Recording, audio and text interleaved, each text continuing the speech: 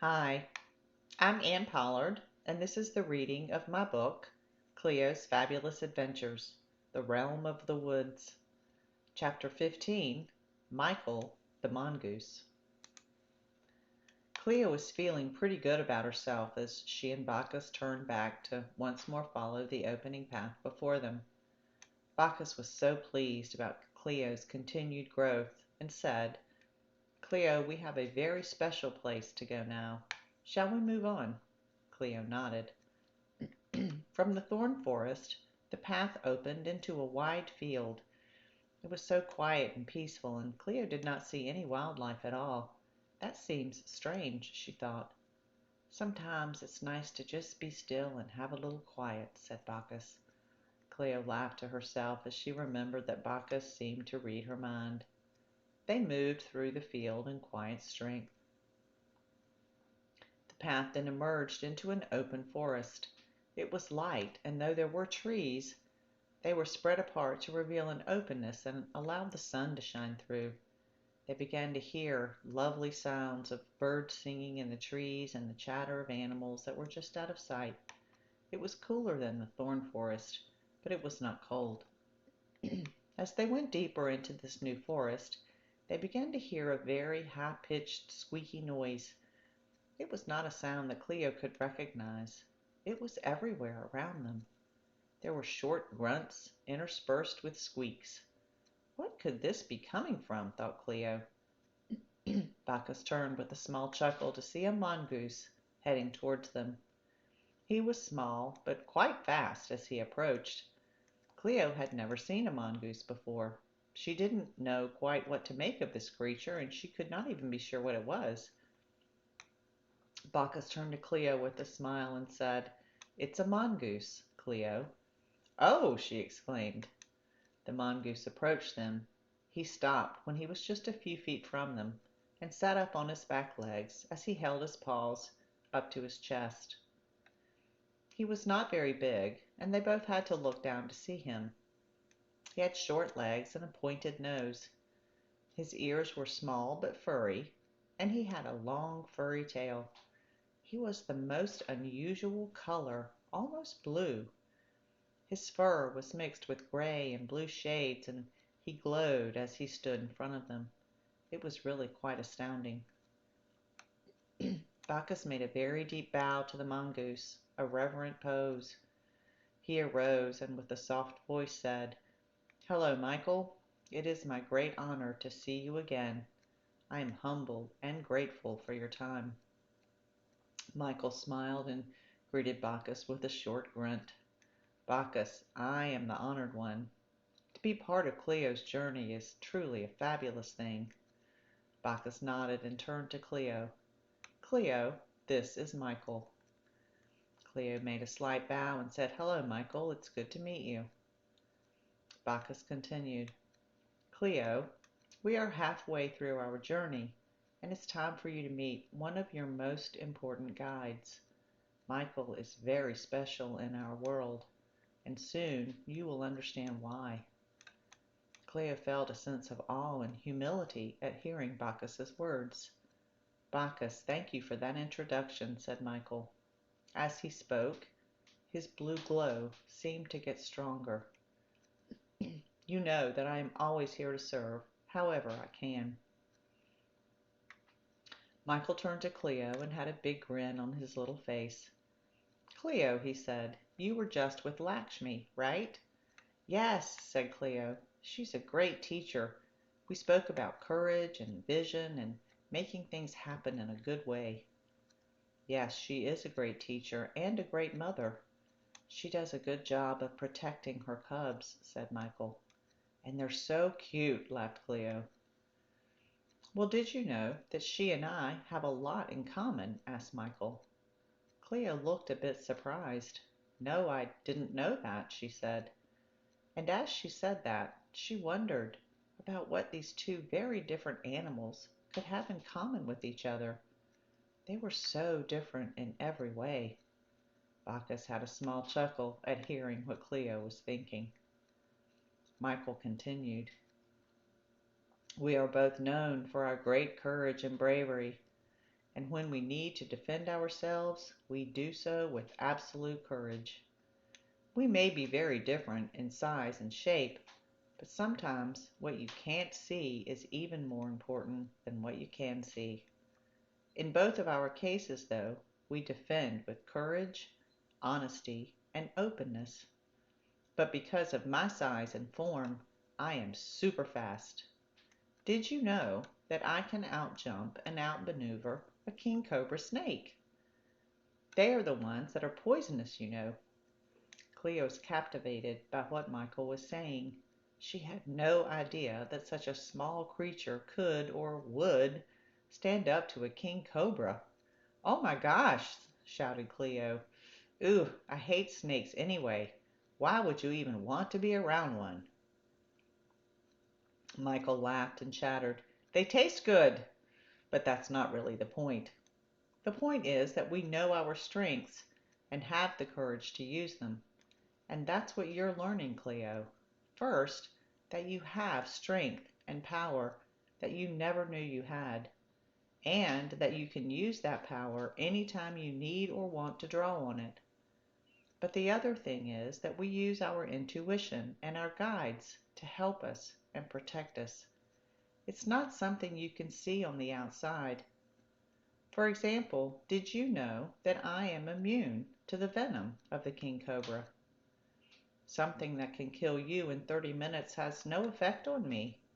You see, I have DNA, a genetic mutation really, that doesn't recognize the venom's toxins, so it can't hurt me. You can't see that in me because it's deep in my DNA, but it's there, trust me. It protects me if I get bitten, which is rare, by the way, Michael laughed. It's kind of like how your guardian angel protects you. You can't see it, but it's always there. Cleo looked over at Bacchus with a mischievous grin. "Oh, yes, Bacchus was just talking about angels a little while ago." "Yes," said Michael, "and I understand that you may not be a believer yet. But no woo-woo worry, Cleo. You will come to know the angels in time. And you may discover that they can be some of your strongest and most trustworthy guides. Like for me, I'm named after one of the most powerful archangels there is, Michael. I call on him when I'm about to engage with the king cobra, and he surrounds me with his protective glow." As Michael spoke, his fur seemed to glow even more strongly. "But how do you know he's there?" asked Cleo. "It's a knowing," said Michael. "You've learned about your intuition, right? Well, the knowing intuition can be the strongest kind. Imagine it like you know the sun will rise in the morning. You have no doubt at all, and sometimes you even take it for granted that it's there. It's the same kind of feeling. You just know. And when I call to Michael, I just know he is there." "So," asked Cleo, "if I wanted to understand more about angels, how would I do that? I don't really know anything about them." Michael smiled. At least she's interested in finding out more, he thought. Bacchus smiled as well. Michael said, "The first step is to believe, to know that they're there. Everyone has a guardian angel, so let's start there. Your guardian angel was with you before you even incarnated in the world, and they follow you through your different lifetimes. In fact, some people have more than one. Your guardian angel is fascinated with you, and it wants nothing more than to have a relationship with you. It's dedicated to you. It knows nothing but unconditional love, and that's how it always loves you, unconditionally. Angels are not incarnate, and they aren't male or female, but they will appear to you in whatever form brings you the most comfort.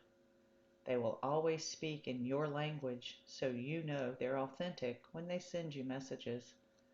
I know your guardian angel, and it certainly wants to know you." "That's so cool," said Cleo. "Can you show it to me?" Michael grunted and smiled. He said, "I can help you see it for yourself, Cleo. You don't need me at all, but I'm happy to guide you. Cleo thought about the doubts she had when she spoke to Bacchus about angels.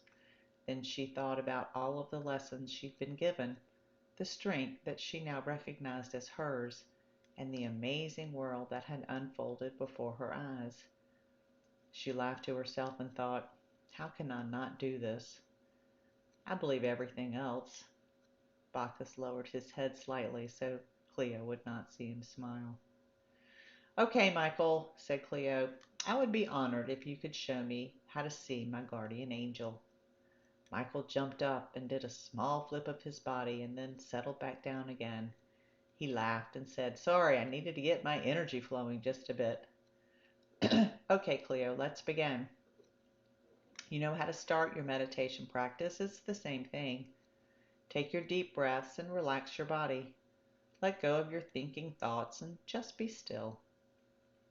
Cleo followed his direction. Michael continued, now imagine or feel that you're in a beautiful garden. There are fabulous, colorful flowers everywhere. The fragrance of the flowers is sweet and pleasing.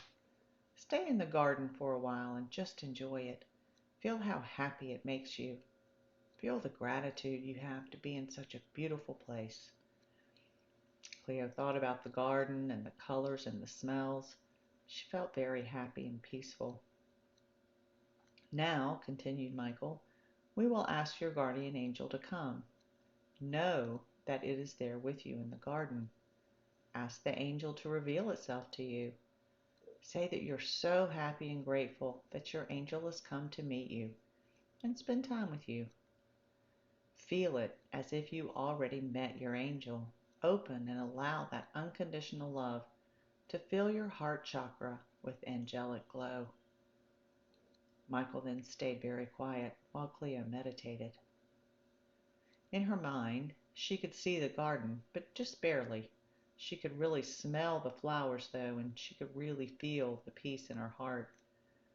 She was trying to feel the presence of her angel, knowing it was there. She thought, I'm so happy and grateful that my angel is with me in the garden. Thank you, angel, for coming to reveal yourself to me. Then she waited. Nothing happened. She was still in the garden, but there was no angel. She thought harder and harder, but nothing happened. Michael could see what she was doing and felt that she was about to get frustrated. So he quietly said, Cleo, just let go. Surrender to the garden and where you are. Your angel is there. You just need to allow it to come to you, not force it. Cleo took a deep breath and a big exhale and surrendered. She stopped trying to force the angel there and just saw herself standing in the beautiful garden. In her mind, she stayed there for a while. As she relaxed further, she began to feel a presence around her.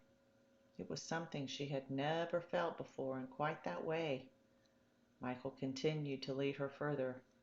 Cleo, your angel could be anywhere around you, in front, behind, on your left or right side. Feel the warmth of the essence of your angel. You will know where it is. Cleo was now only thinking about her guardian angel. All of the thoughts had completely cleared her head. She could feel it. She could feel her angel at her right shoulder. It was becoming much stronger, although she didn't see anything. Michael said quietly, Thank your angel for coming, Cleo. It is there with you now. You feel it. Ask its name. See if you get an answer. Cleo asked the angel for its name. She waited for an answer. She could feel the presence getting stronger, but there was nothing else coming through. So she just stayed still and enjoyed the warm feeling that was at her shoulder. Then a thought popped in her head. It had come quickly, but it was very clear when it came. Ezreal. Cleo smiled and said it out loud. Ezreal, she said. Michael smiled and nodded toward Cleo. He said, Cleo, you have now met your guardian angel. Cleo felt a warm glow in her heart and had a huge smile on her face. She opened her eyes and looked at Bacchus and Michael. She quietly said, "My guardian angel is real. His name is Zuriel. I know he's there." Michael smiled even bigger and said, "Yes, Cleo, he is there. And he has always been there and always will be. He is your new best friend. Spend some time with him. Get to know him. Ask him questions. Talk to him. It will be a lifetime of discovery. Always something new to learn and feel. Call on him when you need support, have a question, or just need a love hug."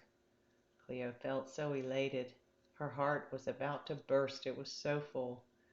This is the most amazing thing ever, she thought. Bacchus looked over her and said, "Cleo, this is one of the most important lessons you will have today, and one of the most joyous. Bask in the love that Zuriel has for you. It is the purest kind of love, and it will never leave you." Cleo nodded as tears of joy ran down her face. Michael said, "Cleo, what a great thing for you and Zuriel to meet. And he can introduce you to the archangels as well. There are lots of them to meet and call on, and they're always there for you. They are multidimensional, you see, so they can be everywhere at once, helping to guide you as well as all of the other humans. So not so woo-woo after all." He and Bacchus laughed. "Thank you, Michael," said Cleo. "This has been amazing." Michael smiled and said, "It was my honor, Cleo. Always remember that you are stronger than you think, and there is so much support for you. Look for us in your heart. We are all here for you always, in every moment. You only need to ask for our help, and we will be there." Michael looked over at Bacchus and said, "Bacchus, my dear friend, you and Cleo are now halfway through your journey. The rest will be unlike anything you have ever imagined. Embrace the new adventures that await you both. Our butterfly is spreading her wings even further now. It is time to fly." Bacchus nodded quietly. "And so, my dear friends, I must leave you now," said Michael. "But know that I go with you as you journey forward. My protection is always around you. You are safe." As Michael turned to leave, his glow became so brilliantly blue that Bacchus and Cleo could hardly look at him. Then he just seemed to dissolve into the ether. Thank you for joining me. Have a fabulous day.